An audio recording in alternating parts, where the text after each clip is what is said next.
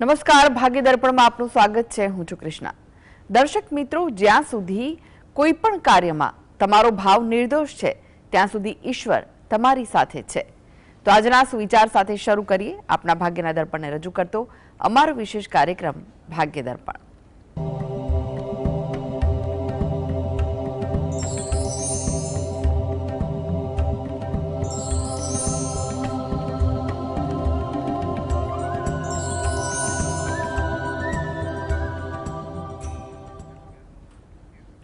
તો ભાગ્ય દર્પણમાં આપના પ્રશ્નો નિરાકરણ, રાશિફળ, પંચાંગ વિશે માહિતી અને માર્ગદર્શન આપવા માટે આપણી સાથે જોડાઈ ગયા છે જાણીતા જ્યોતિષાચાર્ય ડોક્ટર હેમલભાઈ લાઠિયા. હેમલભાઈ, ભાગ્ય દર્પણમાં આપનું સ્વાગત છે. નમસ્કાર. નમસ્કાર. હેમલભાઈ, સૌથી પહેલા વાત કરીએ આજના પંચાંગ વિશે. તો શું છે આજનું પંચાંગ તે જણાવશો? આજે તારીખ 13/4/2026 સોમવાર, ચૈત્ર વદ 11 તિથિ છે 25/9 સુધી. ગનિષ્ઠા નક્ષત્ર છે 16:40 સુધી, પછી શત તારા નક્ષત્ર છે. શુભ નામનો યોગ છે અને બવ નામનું કરણ છે. આજની રાશિ છે કુંભ, કે જેના નામાંક્ષર છે ગ સ શ. દિન વિશેષમાં જોઈએ તો આજે વરુથીની એકાદશી દિન મહિમા છે અને પંચક પણ છે.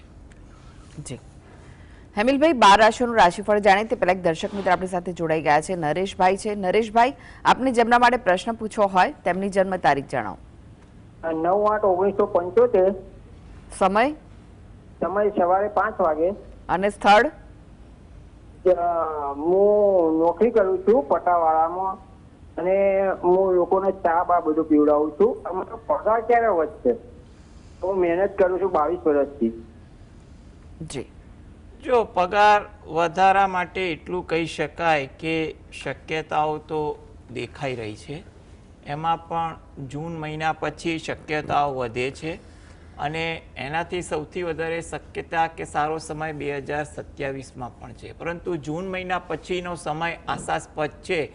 એટલે તમારી જે સેવા જે છે એ સેવા અંગે તમે વ્યાજબી રીતે સારી ભાષામાં જ્યાં વાત કરાતી હોય ત્યાં કરો, અથવા કોઈ એવા હિતેચ્છુ થકી પણ તમારા મનની વાત કહેવાતી હોય તો કહી શકાય, તો તમારી વાત આગળ ચાલી શકે ખરું.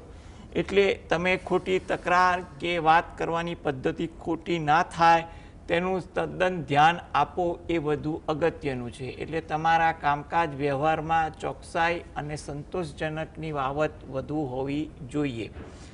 હવે તમારા માટે એટલું કહેવાય કે તમે દરરોજ જે સવારે ઘરે બેસીને તમારા જે પણ આરાધ્ય દેવ હોય એની ભક્તિ કરો, એ વધુ ઈચ્છનીય છે.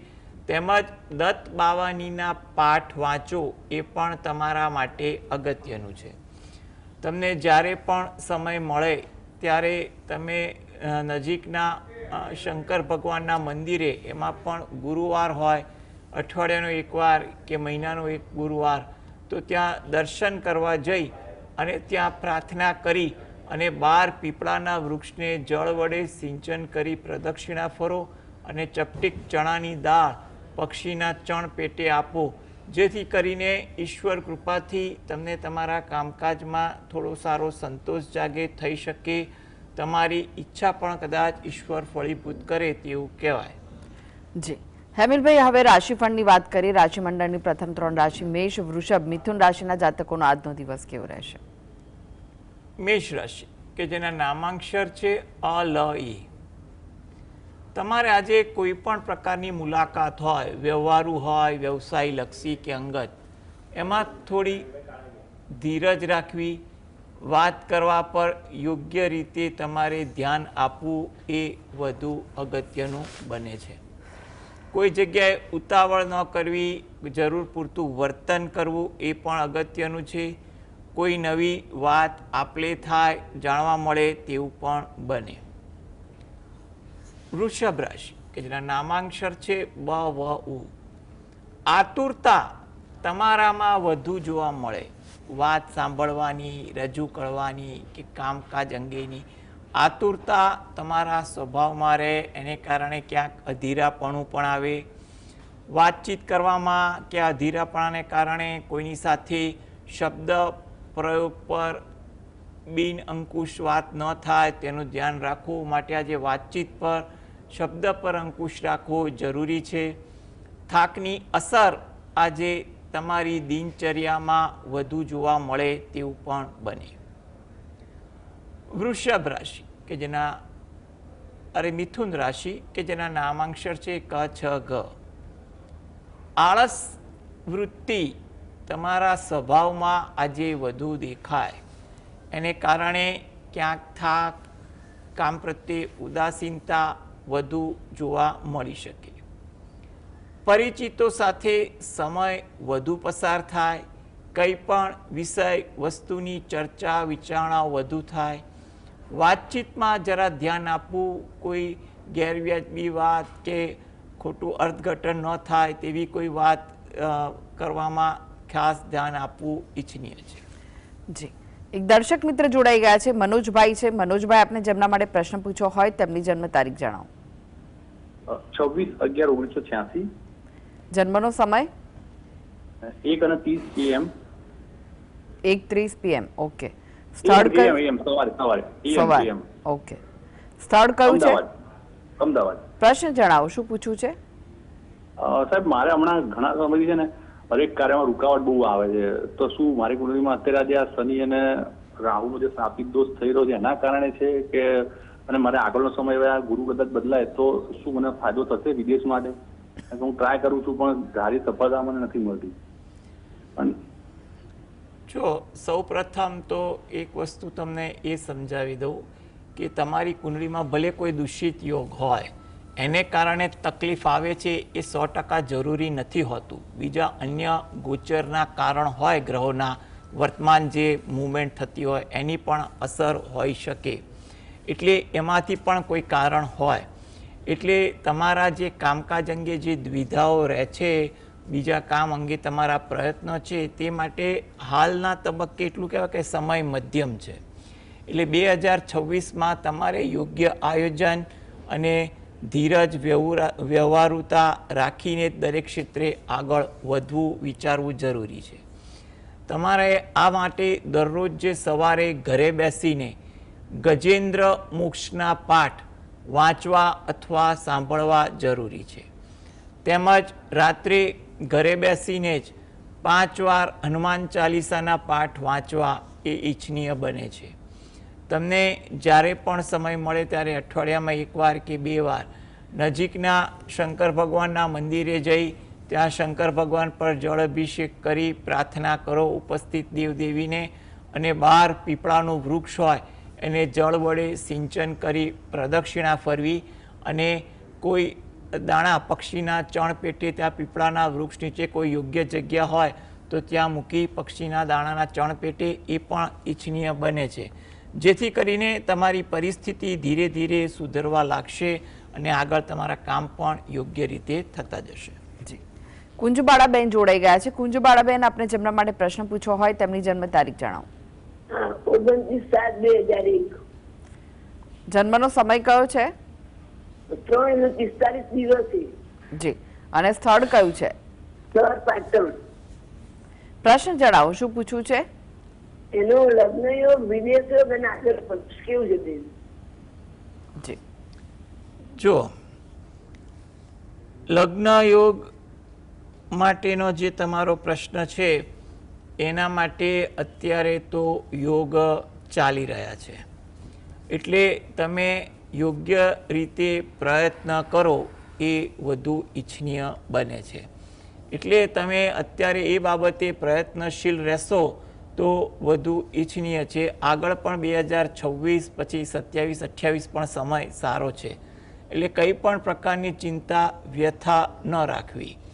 સારી જગ્યાએ લગ્ન યોગ થાય તે માટે એ પોતે દરરોજ જે સવારે ઘરે બેસીને શંકર ભગવાન અને પાર્વતી માતાનું ધ્યાન ધરી શંકર ભગવાનની એક માળા કરવી, તેમજ તમે જે રોજિંદી ભક્તિ કરતા હોય એ કરવી, અને નજીકના શંકર ભગવાનના મંદિરે તમે દર્શન કરવા જાઓ અઠવાડિયામાં એકવાર કે મહિનામાં એકવાર, અને ત્યાં પણ તમે પ્રાર્થના કરો, એ વસ્તુ વધુ અગત્યનું છે.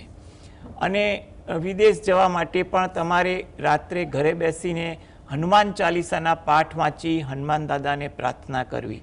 સમય હાલ એવો છે કે યોગ્ય છે, એટલે કંઈ પણ પ્રકારની ઉતાવળ વ્યથા રાખ્યા વગર તમે યોગ્ય રીતે તમારા કાર્યમાં પ્રયત્નશીલ થાવ, ભક્તિ કરો, તો તમારું કામ એની સમય અનુસાર થઈ પણ જાય. જી, છાયાબેન જોડાઈ ગયા છે. છાયાબેન, આપને જેમના માટે પ્રશ્ન પૂછવો હોય તેમની જન્મ તારીખ જણાવો. 25/3/2012. જન્મનો સમય બપોરે 12:16. અને સ્થળ કયું છે? નડિયાદ. પ્રશ્ન જણાવો, શું પૂછવું છે? એને અભ્યાસમાં આગળ ભવિષ્ય કેવું રહેશે ને અત્યારે હાલે 10માં છે, તો એને સાયન્સ કે કોમર્સ કયું લેવડાવવું એમ? જુઓ બેન, આમાં તમારો જે પ્રશ્ન જે છે એમાં તો એટલું કહેવાય કે 10thની પરીક્ષામાં અત્યારે મહેનત કરે તો સારું પરિણામ પ્રાપ્ત થાય તેવું લાગી રહ્યું છે. એટલે એ બાબતે એ યોગ્ય મહેનત કરે, જેટલા પ્રમાણમાં મહેનત હશે એ પ્રમાણમાં એને ફળ મળી જશે. એટલે એને આયોજનબદ્ધ થોડીક શિસ્તતા સાથે મહેનત કરે, તમે થોડાક પ્રોત્સાહિત પણ કરજો તો ચોક્કસ સારું ભણે. એનામાં સારા ભણતરના યોગ છે, એટલે ભણતરમાં એ કોઈ પણ ગ્રુપ રાખે, એટલે કે સાયન્સ રાખે, કોમર્સ રાખે, કોઈ પણ જગ્યાએ એ સારું ભણી શકે ખરા. અને એ જે માધ્યમ રાખે એમાં જેમાં રુચિ છે એ વસ્તુ વિચારી અને એ બાબતે વિચાર કરવો કે કેટલી અનુકૂળ છે. હાલમાં તો એટલું કહી શકાય કારકિર્દી સારી છે, ભણતર સારું છે, એટલે એને સાયન્સ લેવાની ઈચ્છા હોય તો પણ લેવડાવે. સાયન્સમાં તો ઘણી બધી શાખાઓ છે, સાયન્સના કયો ગ્રુપમાં જવાનું છે એ પણ તમારે નક્કી કરવું પડે. અને જેમાં રસ હોય એમાં એ ચોક્કસ મહેનત કરે, કારણ કે મહેનત કરશે તો ફળીભૂત થશે. અને એના માટે જો એ પોતે દરરોજ જે સવારે ઘરે બેસીને ગણપતિ દાદાના કોઈ પણ મંત્રના જાપ કરે અને સરસ્વતી માતાનું નામ સ્મરણ કરે, એ એના માટે વધુ અગત્યનું છે. તદુપરાંત એ જે પણ રોજિંદી ભક્તિ કરતા હોય એ કરે, અને રાત્રે એકવાર હનુમાન ચાલીસાના પાઠ વાંચે, જેથી કરીને એને થોડીક અનુકૂળતા વધી જાય. ચોક્કસ મહેનત કરાવો અને સારું ભણી શકશે, માટે એને પ્રોત્સાહિત પણ કરજો. જી, મહેશભાઈ જોડાઈ ગયા છે. મહેશભાઈ, આપને જેમના માટે પ્રશ્ન પૂછવો હોય તેમની જન્મ તારીખ જણાવો. જન્મ તારીખ છે 16/5/71. સમય રાત્રે 10:45. અને સ્થળ કયું છે? પ્રાચી પીપળા. પ્રાચી. જી, પ્રશ્ન જણાવો, શું પૂછવું છે? એ થોડા ટાઈમથી એમ એવું થઈ ગયું છે કે કામમાં રુચિ નથી લાગતી, કે મજા નથી આવતી, એમનું કારણ મારે પૂછવું છે. જી, જો એ સમય તમારો થોડોક વર્તમાન ગોચર સમયના ગ્રહોને કારણે છે, એટલે લાંબી ચિંતા કરવા જેવું નથી. એટલે તમે આ બાબતે થોડાક નિશ્ચિંત થઈ જાઓ. તમારા માટે તો એટલું કહેવાય કે અત્યારે 2026 સારું લાગી રહ્યું છે. એટલે તમે અર્થ વગરના કોઈ વિચાર કે ચિંતામાં હોય તો તે સમસ્યા અંગે તમારા હિતેચ્છુ કે યોગ્ય વ્યક્તિનું માર્ગદર્શન લઈ લો, તો જેથી કરીને તમે થોડાક એનામાં પણ મુક્તિ આવશો. કયા કારણસર આ ફરિયાદ છે તો તે અંગે પણ ચર્ચા કરજો, ચોક્કસ સરળતાથી સમાધાન મળી જશે. એટલે હિતેચ્છુ વ્યક્તિ સાથે તમે સંપર્કમાં રહો, અને તમે હાલ પૂરતું ખોટી ચિંતા કરતા નહીં. તમારા જે પણ આરાધ્ય દેવ હોય એની ભક્તિ કરતા હોય એ ભક્તિમાં ધ્યાન વધુ આપો. તેમજ કોઈ ધાર્મિક પુસ્તક, ધાર્મિક સાહિત્ય તમને જેમાં પણ રુચિ પડે, ગીતા છે, રામાયણ છે, કે કંઈ પણ, કે કૃષ્ણ ચરિત્ર છે, એ ભગવાન પર તમે ભરોસો રાખી અને થોડુંક ધાર્મિક વાંચન શાંતિથી કરો, ઉતાવળ નહીં. કારણ કે ઘણા લોકોને એવી ટેવ હોય કે આટલા કલાક વાંચવું ને આટલા પાના વાંચવું, એવું નહીં. તમારો અંતરાત્મા કે એટલા સમય મુજબ વાંચો અને એટલા જ પાના વાંચો, 2 હોય કે 20 હોય, એ તમારી અનુકૂળતા, તમારું મન કે એ રીતે. એટલે ધાર્મિક વાંચન રાખવાની પણ તમે કોશિશ કરશો ને તો પરિસ્થિતિ ધીરે ધીરે સારી રીતે સુધરે તેવું બને. તમને અનુકૂળતા હોય તો અઠવાડિયામાં એકવાર કે 2 વાર ગાય અને કૂતરાને રોટલી આપવી પણ વધુ ઈચ્છનીય બને છે.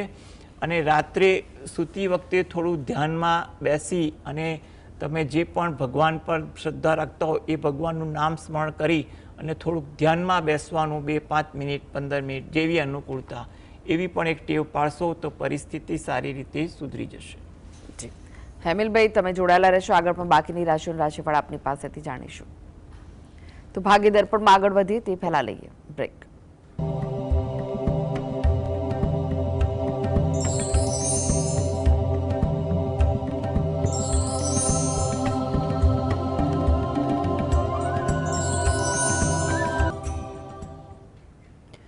બ્રેક બાદ આપનું સ્વાગત છે. આપણી સાથે જોડાયેલા છે જાણીતા જ્યોતિષાચાર્ય ડોક્ટર હેમિલભાઈ લાઠિયા. હેમિલભાઈ, ફરી એકવાર રાશિફળની વાત કરીએ. કર્ક, સિંહ, કન્યા રાશિના જાતકોનો આજનો દિવસ કેવો રહેશે? કર્ક રાશિ કે જેના નામાંક્ષર છે ડ અને હ, થોડી ધીરજ આજે રાખવી જરૂરી છે. કામની બાબત હોય કે કંઈ નિર્ણય લેવાની બાબત, ધીરજ રાખશો એટલો ફાયદો થશે. કોઈની સાથે દલીલ ના કરતા શાંતિથી વાત સાંભળજો, જરૂર પૂરતો જવાબ આપો એ ઉચ્ચનીય છે. અને વાતચીત કરવામાં પણ ધ્યાન આપવું જેથી કરીને વાત સમજવામાં ગેરસમજ ન થાય. સિંહ રાશિ કે જેના નામાંક્ષર છે મ અને ટ, ઉત્સાહ તમારામાં સારો જોવા મળે. તમારા કામની કદર થાય, પ્રશંસા થાય, તેનો સંતોષ પણ મળે. ધાર્મિક વૃત્તિ આચરણ પણ આજે થોડીક વધુ જોવા મળે. કન્યા રાશિ કે જેના નામાંક્ષર છે પઠણ, વિચારો વધુ આવે. કંઈક ને કંઈક બાબતે તમારું મન વિચારશીલ થઈ જાય. વાહન ધીમે ચલાવવું એ પણ તમારા માટે ઈચ્છનીય છે. મજાકવાળા વાતાવરણથી પણ દૂર રહેવું એ અગત્યનું છે. જી હવે વાત કરીએ તુલા, વૃશ્ચિક, ધનુ રાશિના જાતકોની. તેમનો આજનો દિવસ કેવો રહેશે?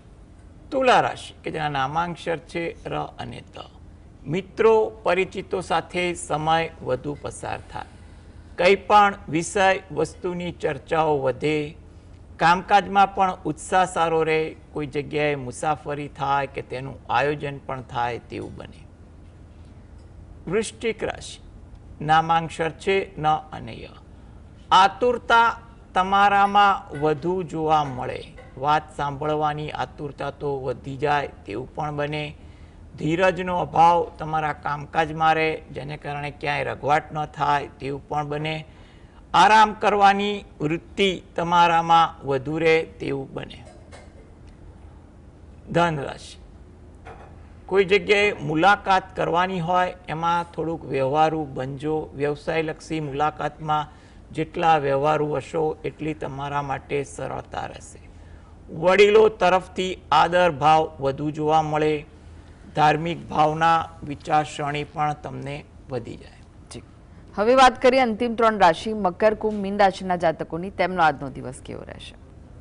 મકર રાશિ કે જેના નામાંક્ષર છે ખ અને જ, કામકાજનું ભારણ થોડુંક રહે તેવું બની શકે. થાકની અસર તમારામાં વધુ જોવા મળે. આરોગ્ય બગે કંઈ દ્વિધા હોય તો એમાં થોડીક તકેદારી રાખવી એ ઈચ્છનીય છે.